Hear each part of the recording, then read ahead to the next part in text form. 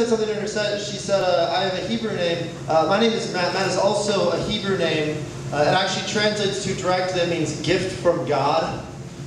That's a lot of pressure to put on a newly born child. Don't you think? Like, I'm living proof that it's the thought that counts. My dad first held me in his arms. He was like, doctor, no refunds? This is true. My parents almost put me up for adoption. Like, I was one bad choice away from being re-gifted. It could be worse, though. My little brother's name's Chris. That's Hebrew as well. It means, oops. My parents actually named me after the book in the Bible, Matthew. That's a weak choice. They could have gone on something cool, like Deuteronomy, Ecclesiastes, or like Colossians, you know, like something like badass. Can you imagine like showing up on the first day of school, like, yo, teacher, here's my son, Leviticus. What's up? Yo, Leviticus, do the thing. I'm too Levit to quit. That boy, Leviticus. You're like immediately the coolest dad ever in that scenario.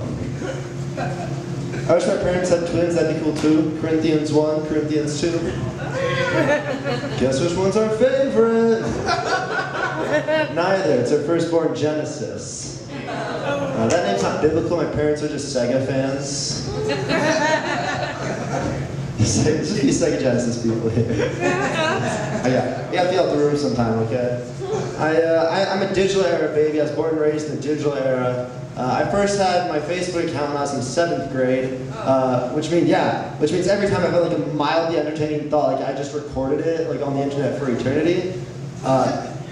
Facebook has this feature. It's been out for like a year or two now. It's called Facebook Memories. It says what you posted a year ago today. I was checking it outside before I came in. Fun fact: 7 years ago today on Facebook. It was 7, I think. It was 7 or 8. I posted, hey, does anyone want to go see Cars 2 with me? 0 comments, 2 likes. One was my mother, the other was myself.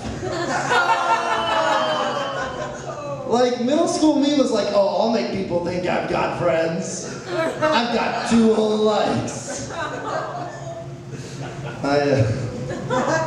I was killing it in middle school, let's be honest.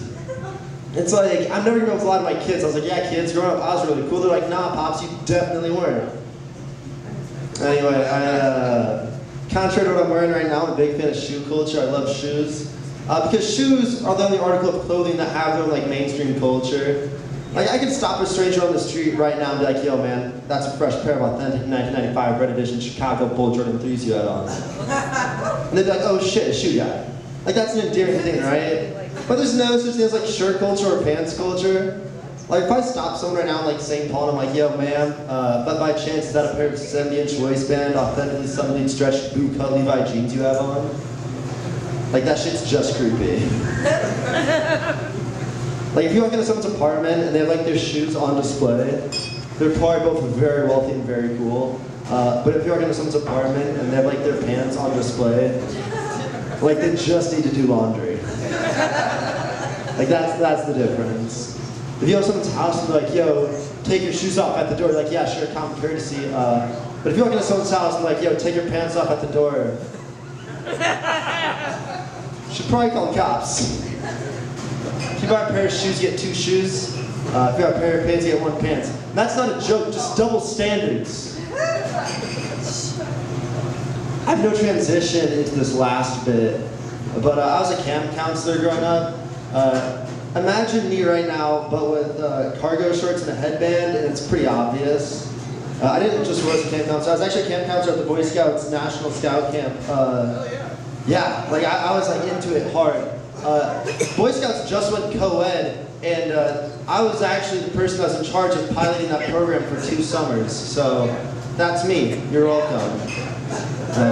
No problem.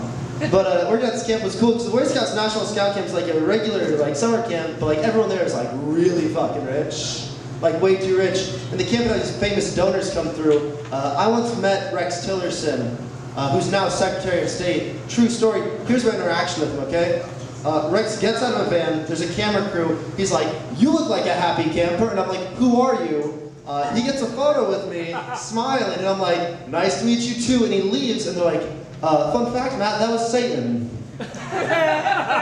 Also, 10th richest man in the world. And I was like, dope as fuck. My favorite donor I ever met at this camp, though, it's a true story. Most donors didn't introduce themselves because they were too important to do that kind of shit.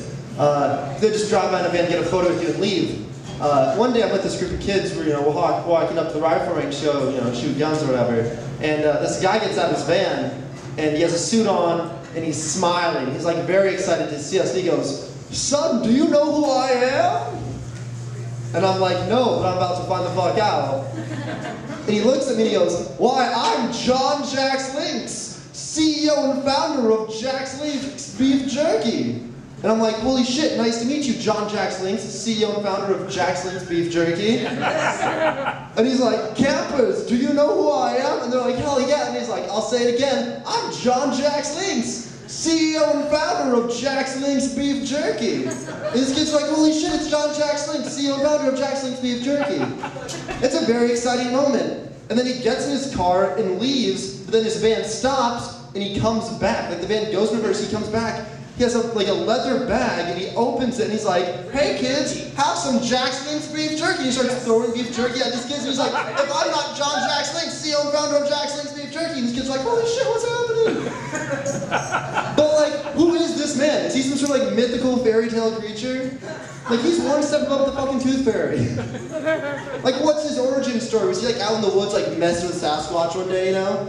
And the Sasquatch is like, "I'll grant you one wish." And he's like, "Fine, I want to be in charge of the world's biggest beef jerky company." He's like, "Yeah, sure, but here's the twist.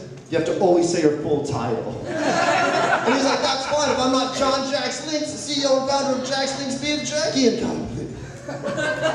Does he make his family do it? Like Thanksgiving, like they're all around the table, and his mom's like, "Hey Jill, can you pass the cranberries?" And Jill's like, "Yeah, sure." She's like, "Hey Jeff, can you pass the mashed potatoes?" And he's like, "Yeah, sure." And she's like, "John, can you give me the turkey?" And he's like, "That's not my full name."